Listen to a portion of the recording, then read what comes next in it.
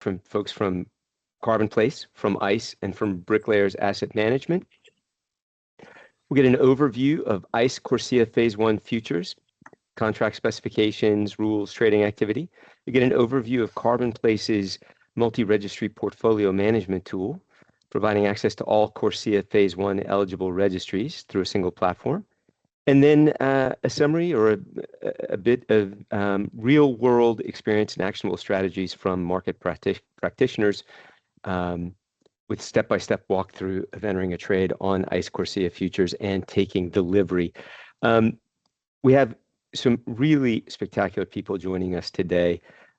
Thank you very much for joining us. We've got Adelfio, and Adelfio, I apologize because I don't know if it's Ronci, Ronci. So please forgive me.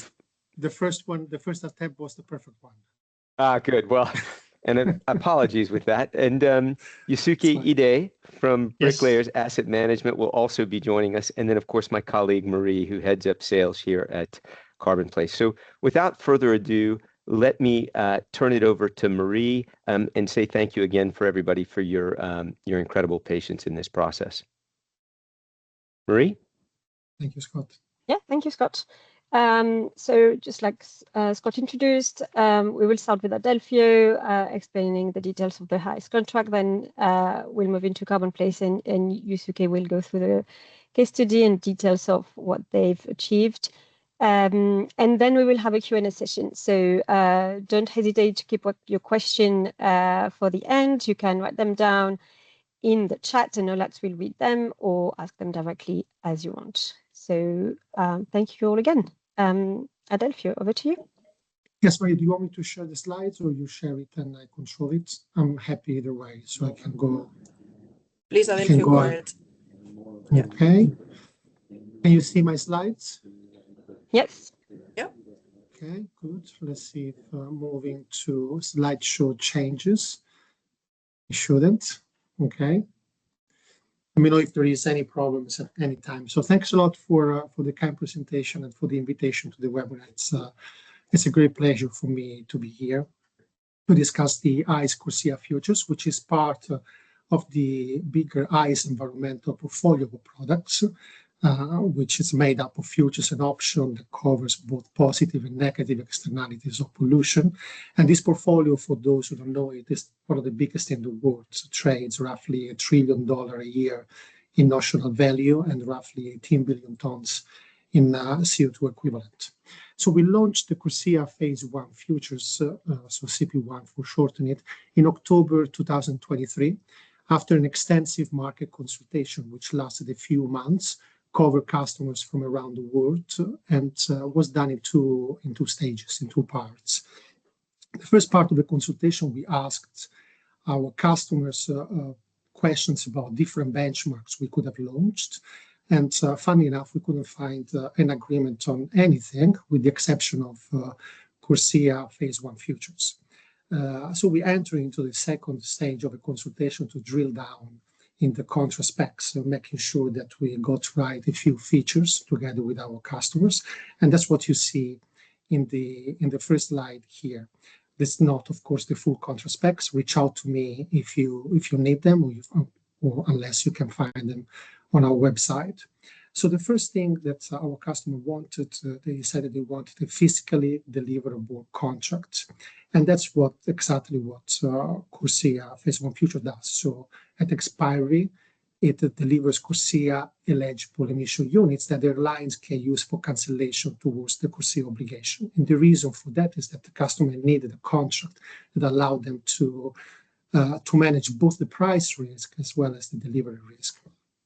But not all CORSIA-eligible emission units can be delivered in the contract, only the ones that come from ICE eligible registry, which are a subset of the registries approved by ICAO. And so far, the list, based on multiple rounds of consultation on the topic, is made of ACR, Gold Standard, Verra, and R3s.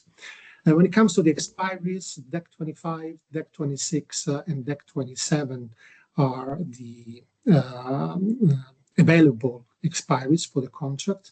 And we started just with the December contract for two reasons. We wanted to concentrate liquidity, and we needed to give enough flexibility to market participants to manage the CORSIA compliance cycle. So we know that the compliance obligation is in January 2028, but each November, starting from 2025, the host country will send to the airline associated to them an interim report, compliance report, with the obligation for that year, with the final report, which includes the use of CORSIA-eligible fuel in November 27. And this follows, of course, the publication of the sectorial growth factor. So having a December contract allows for flexibility to manage this compliance cycle. December 25 just expired, and it was a very successful expiry because it led to the delivery of 116,000 CORSIA-eligible emission units, involving 6 clearing members at a settlement price of $18.5 per ton, which meant was a notional value of over $2 million, and all the credits were gold standard ones. With this slide, I wanted to give you an idea of how the contract performed since inception. Given all the uncertainties surrounding the CORSIA scheme in general, so if you think about the SARP's implementation at the country level, think about the eligible supply that will need either corresponding adjustments or insurances, or the EU, for example, threatening to bring in international flights or whatever is happening in the US, I would consider the contract to have been pretty liquid since inception. It traded more than 2.4 million tons, over more than 400 trades executed by more than 45 counterparties, and the number of firms with clearing limits, meaning they have an account ready to trade, has increased steadily since inception of the contract. The drop of the open interest that you see at the end is what just discussed in terms of December 25 expiries, and it's normal across the environmental portfolio at important expiries. But this slide zooms in what's happened since the beginning of the year, and it shows already an increase in open interest of 30%. Now that the last trading day was Friday, and 42 lots traded, but it's not recorded in the open interest. So the line tomorrow, if we were going to have the meeting tomorrow, it will show an uptick as well, which is included in the 30%. As I said, very happy with the liquidity of the contract, with prices being shown on a daily basis by multiple counterparties. And this is just a screenshot of a random day of the ICE mobile platform. Please reach out if you'd like to have access to it. In the next few slides, I wanted to show you how the contract performed price-wise in order to give you an idea of how it reacted to everything that is going on in the CORSIA world. It starts from January 2025. I didn't take a longer date, but for what I'm going to say, I think it's enough. As you can see, it started at around $15 per ton. And it's worth remembering that back then, the only eligible units were the R3s one, so the Guyana credits, which were trading above $20 per ton. So why did the market start at around $15? Because being a future market, it was just doing its job, meaning giving the chance to market participants to express their view about supply and demand balances over time. And it's also worth mentioning that, remembering that back then, Gold Standard and Vera had just been approved by ICAO to provide CORSIA-eligible emission units. And they had multiple projects back then, both Gold Standard and Vera, that were at different stages of receiving the CORSIA label. So you had projects that had received an insurance, but didn't have a letter of authorization. You had other projects that had received the letter of authorization, but were waiting for either the corresponding adjustment in the BTR report or the insurance to be first approved by Gold Standard and Vera and then attached to the project itself. And this time, so they were waiting for, the expectation was for more than 10 million tons of additional supply on top of the Guyana credits to hit the market by December 25. But then as the month went by and nothing happened on the labeling of those credits, the contract started converging towards the price of the Guyana units, which were still trading on a spot basis above $20 per ton. The contract peaked at $21 per ton. And then beginning of November, I can't remember, I think it was, sorry, beginning of October, I think it was the 9th of October, Malawi issued, submitted to the UNFCCC the BTR report, which was showing a corresponding adjustment for 1.5 million tons of cookstove from project developer Hestian. Then Gold Standard approved a few insurers. In December, middle of December, we saw also Vera approving insurance, and more importantly, we saw another projects receiving the label, this time using the insurance from OCA. The December 26 and December 27, as you can see, I'm flipping through them, they followed pretty much the trend of December 25, but in different ways, meaning that the spreads between the December contract changed over time. The forward curve has always been backwardation. At the beginning it was steeper than now. Now the shape is changing, especially on the back end, where December 26 and December 27, which were in backwardation, so December 26 above December 27, now it flattened out, and actually DEC 27, even though by a small amount, is on top of December 26. Again, showing that the contract is working and is reacting to everything that happens in the CORSIA world. Of course, having two different expiries, you have different expectations as regards supply and demand balances over time. That's my last slide, which will set the scene for what comes next. It's about the obligations that the buyer and sellers have at expiry, provided, of course, they haven't closed the position and they go to expiry with open position. It's an abstract from the ICE contract rules. If you would like to have a copy of it, please reach out. I'll be happy to send it to you. So let's see what those obligations are for the buyers and sellers. So the buyer, which is an ICE Clearing Europe clearing member, the entity that actually holds the position, they must hold an account, a registry account at every eligible registry. And we saw earlier, I mean, ACR, Gold Standard, Vera, and R-Trades.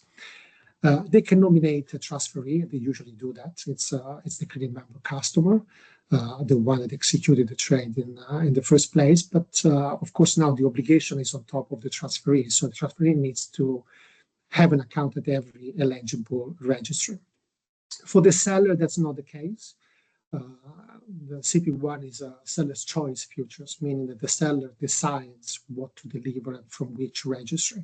From that follows that the seller must hold the registry account at least one eligible registry. Of course, in this case as well, if the clearing member appoints a transferor, it needs to have an account at one of the eligible registry.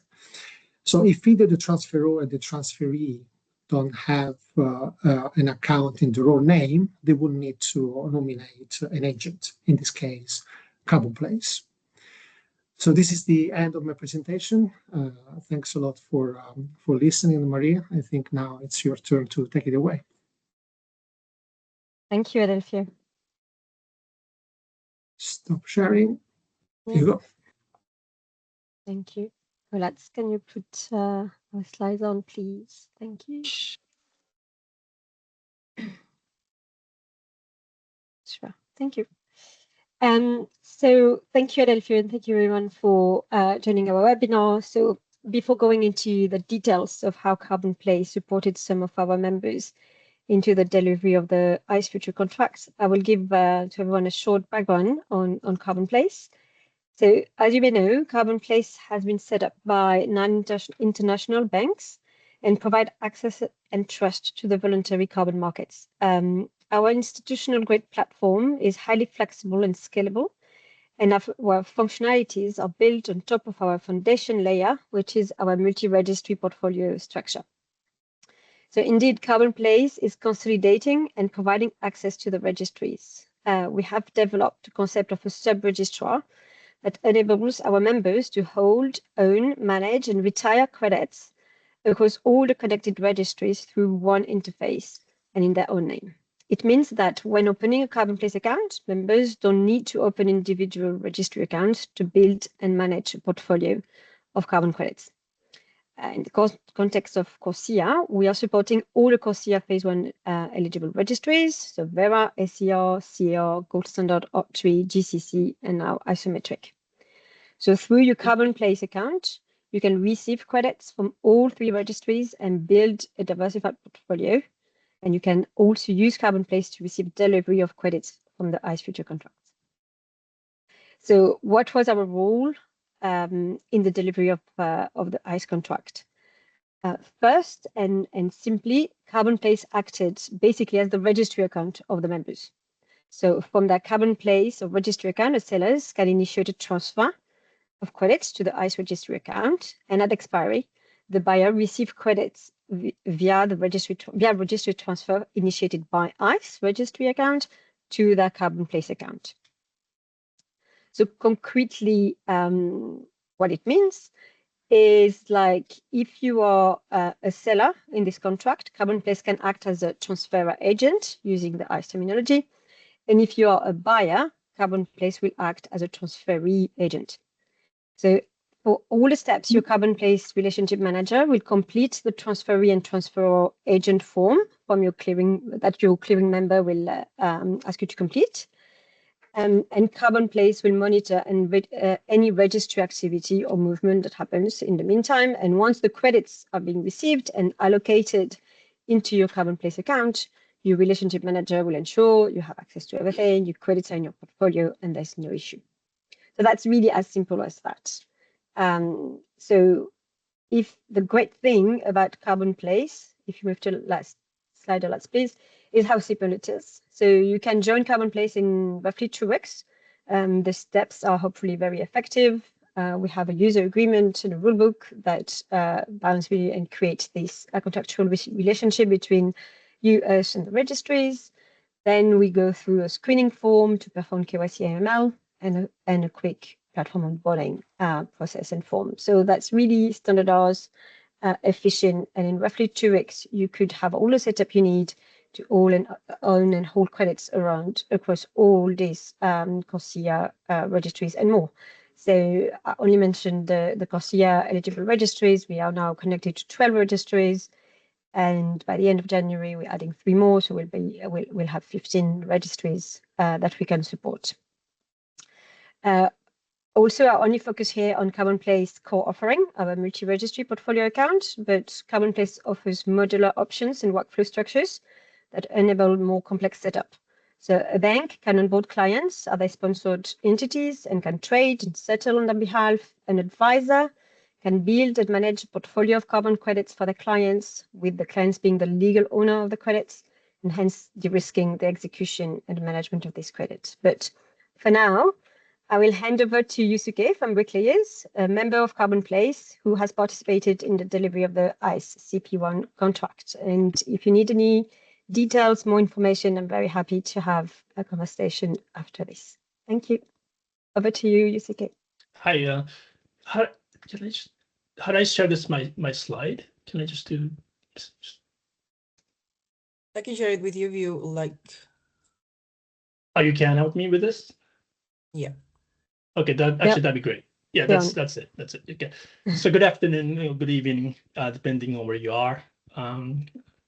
It's 10:30 at night for us in Japan, so it's quite late.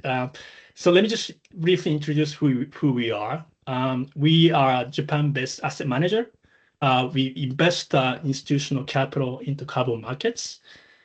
Historically, our focus has been on ETS markets, and more recently, we have expanded into CORSIA and related areas. So with that context, let me move on to our business model. So the next slide, please. Yeah, so I'd like to briefly touch on our business model first. We invest in carbon credits to support climate action and aim to achieve both environmental impact and investment returns. So that is our main theme. Our strategy combines direct investment in projects producing CORSIA-eligible credits and the additional approach using futures and secondary markets. On the exit side, credits can be supplied to corporates for offsetting purposes or sold in the secondary market, depending on regulations and market conditions. Next slide, please. This slide explains how we sourced credits through futures, moving from CP1 to physical. So we used the CP1 Deck 25 to test this transaction flow last year. In November, we bought CP1 futures on the ICE exchange. We then selected physical settlement and held the contract expiry on December 24th. On December 31st, we received GS 11732, vintage 2024, in our Carbonplace account following ICE settlement. So this confirmed that the futures trading and physical credits are practically connected. So thanks to Carbonplace and ICE, everything went smooth and the process worked well for us. Okay. To the next slide, please. I would like to stress that operational readiness was essential to execute this transaction. There are basically three key parts to this. So first, our prime broker supported the futures trading, margin management, and preparation for physical settlement. Just before contract expiry, we shared the Carbonplace registry details with our prime broker, who then passed that information to ICE. So making sure that everyone's on the same page, who are involved and what accounts are involved, etc. Second, and Carbonplace made it possible for us to receive and hold credits across multiple registries. We did not know in advance whether the credits would come from Gold Standard or ART. So this flexible setup was pretty important for us. Okay. Third, our pricing vendor and fund admin supported valuation and NAV calculation, which is essential for us as an investment fund. Okay. Next slide, please. Yeah, and I would like to emphasize that the market infrastructure plays a key role in this workflow. Again, the Carbonplace provides infrastructure to receive, hold, and transfer credits with access to multiple registries. This significantly reduces the operational complexity for people like us, as opening and managing multiple registry accounts can be time-consuming and difficult. ICE and CP1 contract provide transparent pricing, liquidity, and a practical way to manage price and position risk. We can use futures to go in and out of contract. So that was very helpful. And this time we were the buyer, but in the future, we also expect to use the exchange on the sell side, which would be the exactly opposite of what we did last year. So going from physical credits to cash instead. Next slide, please. Okay, let me just briefly touch on a primary source in CORSIA and its use for us. As I mentioned, we plan to source CORSIA-eligible credits through direct investment. Once credits are acquired, we either hold and manage them within our fund and supply them to corporate end users when they need credits, or we can sell them in the secondary market. So this approach allows us to meet corporate offsetting needs and also stay flexible with what we do with credits. Okay. Next slide, please. For our final point, the approach that we have discussed creates value for the market. We provide reliable access to CORSIA-eligible credits and simplify the operational process. Investors and corporates can access hedging linked to ICE market prices with carbon credit operations handled through Carbonplace. So in summary, by connecting futures markets, physical credits, and real investment activity, carbon credits can function as practical assets for both compliance and investment use. Okay, that's the end of my presentation. Thank you, Yusuke. So now we just plan some time for some Q&A. You can either unmute yourself and ask the question directly, or put them on the chat as you may want. And I guess we can also put our contact details in this chat so that you can follow up if you have bilateral questions. So hello. A few minutes. Oh, thank you. Hello, go ahead. Yeah, I'm just based in New Zealand right now, and I just new on the carbon credit. It's just very exciting time for me to come up there. So like when Yusuke told about the presentation, Yusuke is a buyer of the credit. Are you the buyer of credit? For this last year's CP1, yes, we were the buyer of the credit, correct. Through ICE, yeah.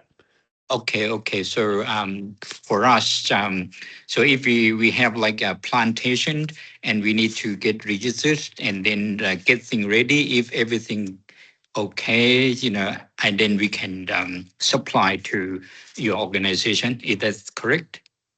That's on our investment size decision, but something like that be considerable. Yeah. Oh, okay. All right. Yeah. Okay. Yeah, we can always consider. Yes, correct. Yep. Okay. Yep. Thank you. But we do currently have some sourcing in CORSIA directly, so we do expect to get more credits in our account probably the first quarter of this year. Yes. That's what's planned right now. So, and once we source credits, then we could be selling OTC or using exchange, etc. So that's our plan at this point. All right. Great. So and how can I contact back or something? You leave their information for us at the end of the presentation. I'm happy to share my email address, and we can exchange email. That's fine. Yeah. Okay. Thank you. Sure.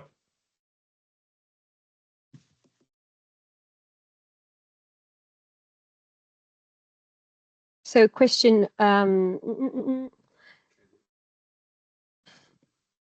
go ahead, can you? You need to unmute yourself. You're muted, you need to unmute yourself. Okay. Can you hear me now? Yeah. Good morning, good evening to everyone. Actually, I'm in US, in Dallas, Texas. Just wanted to know what kind of carbon credit can be monetized, LCFS, just the carbon credits, low carbon fuel standards, because California has a lot of different kind of credits available. So currently, what kind of carbon credit are we focusing on in monetizing as of now? I can take this. You need to go through the ICAO website and look for CORSIA-eligible emission units criteria. And then there is the list of methodologies which are approved from the different standards that have been approved by ICAO. And then those credits will need to also have either a corresponding adjustment in the BTR report, which I believe is going to be very difficult for the US-based credits, and or an insurance. But depending on the standards, there are different methodologies. Okay, so currently in US, biogas and the hydrogen production credits can be accumulated and can be utilized in the selling. And I need to go and check. I can't remember, to be honest. It's part of the ICAO, as I mentioned, the eligible emission units. But if they are in the US, either if you, let's say those are allowed, probably they are. If I remember correctly, they should be. But let's say they are, you need to also have a letter of authorization, which then needs to trigger corresponding adjustment or an insurance. So if those credits are based in projects based in the US, then you need to get an LOA from the US government, which is it's going to be really difficult given the withdrawal from the Paris Agreement. And now lately to the UNFCCC. But from other countries, yes, provided the credit meets the CORSIA eligibility criteria in terms of vintages, in terms of crediting periods, methodologies, and you tick also the boxes for corresponding adjustment or another way of mitigating double claiming, yes. And how about the renewable carbon credit project, which Texas doesn't have no value as of now created for that particular standard? So how, let's say there is a 10 megawatt solar projects, those carbon credits can be monetized, and somebody is interested in registering that by Vera and having that value to that? Now, I would suggest to do the following. If you send me, I will send you my email address. We will have a conversation about all the credits that you have in mind, and I'll show you where to find the information and make absolutely sure that everywhere in the world you have projects to see whether they can be part of the CORSIA eligible list. Okay, is that okay? Thank you. Yep, thank you. And a question for Yusuke in that sense, that what kind of carbon credit are you buying in interest of? What kind of focus is there? What carbon credit can be bought out from your organization? Talking about CORSIA or in general? In general. So we do, CORSIA is something new that we've started last year. So I think it's going to be a cookstove CORSIA credit that we are planning to source right now through a primary investment. And we are also active on ETS side, so like CCAs and EUAs and UKAs. But those are exchange traded really, so there's no really need to sort of OTC with potential customers or clients for us. So I guess for dealing with, I guess using this platform, CORSIA is probably the potential one. That's something that we can probably arrange to sell or supply. Okay. Got it. Thank you. Yeah. I think Dragana had a question, but I don't know if she's still here. She had to drop.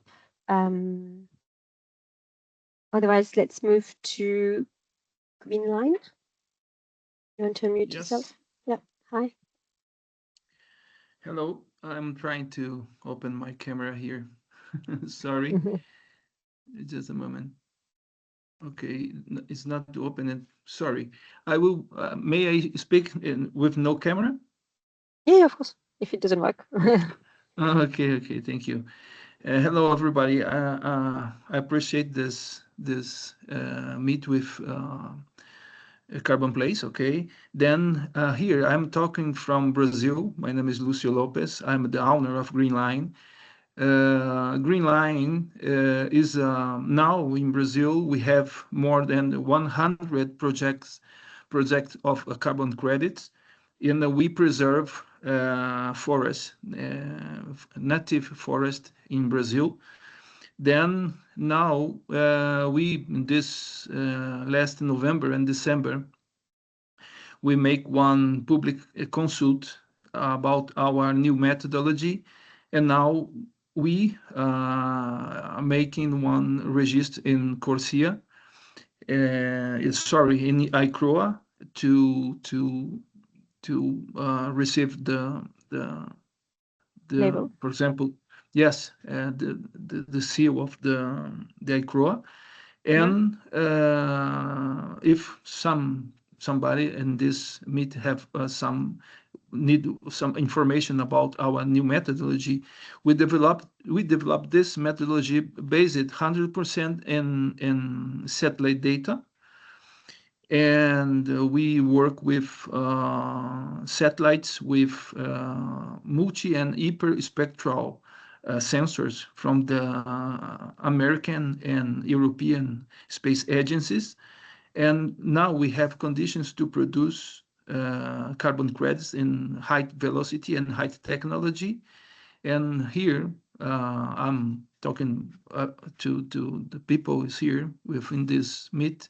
If somebody want more informations, because we have we send some contacts with Carbonplace, and we have interest in work with Carbonplace to offer our carbon credits. And we appreciate your time, and this meeting was very good to us, and we are here.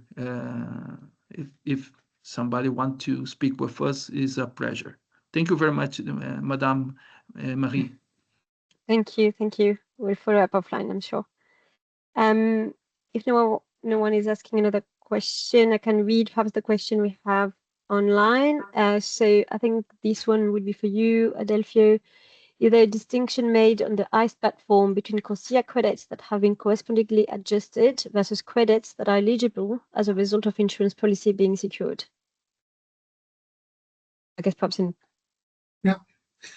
No, thanks for the question. Very interesting question. There is the short answer, there is no difference. So the eligibility is established by the standard that are approved. They put out the labeling procedure. So as long as the credit meets all the ICAO criteria plus the labeling procedures criteria, and it's labeled CORSIA phase 1, and it's part of the list of the eligible registries, it can be delivered, and there is no distinction between, let's say, the Guyana credits or the Hestian credits with corresponding adjustment, or the burn credits that have been approved with an insurance. The label is a label, but it's not up to ICE, it's up to the labeling procedures of the single standards. Those are the ones that, of course, being approved by ICAO, they follow the ICAO criteria for double claiming.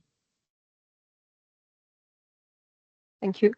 And another one for you, for market participants entering ICE CORSIA futures for the first time, what would be your top recommendations to avoid common pitfalls? Open a Carbonplace account. Yeah, that could be one, but be part of an exchange, we cannot give any advice. So the one of the pitfalls is not to be fully set up. As Yusuke was saying, very important to have a full setup, therefore be able to comply with different phases of the trading, because you can trade the CORSIA phase 1 futures by having a clearing account. That's a prerequisite. So you need to have a clearing account to trade the CORSIA futures. You can trade in and out. You don't need to go to expiry, but if you go to expiry, then the obligation I mentioned earlier kick in. So have a full setup, as Yusuke explained. It's one of the pitfalls to avoid. Yeah, and Carbonplace makes the delivery aspects quite efficient and easy, because you're completely agnostic the registry you go into, the credits you go into receive from. So that's quite easy. In 2 weeks, you have the right setup. Exactly.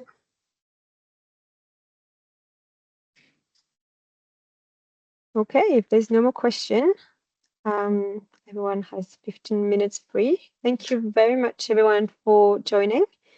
I put on the chat our contact details, so don't hesitate if you want to receive the presentation we went through, or if you have any bilateral question, we'd be happy to set up a catch-up. Thank you. Bye-bye. Thank you. Bye-bye. Thank you. Thank you, Bye-bye. Yusuke. Bye-bye. Thank you, Thanks a lot. Thanks. Please. Bye. Thank you. Bye-bye. Bye-bye. Bye-bye.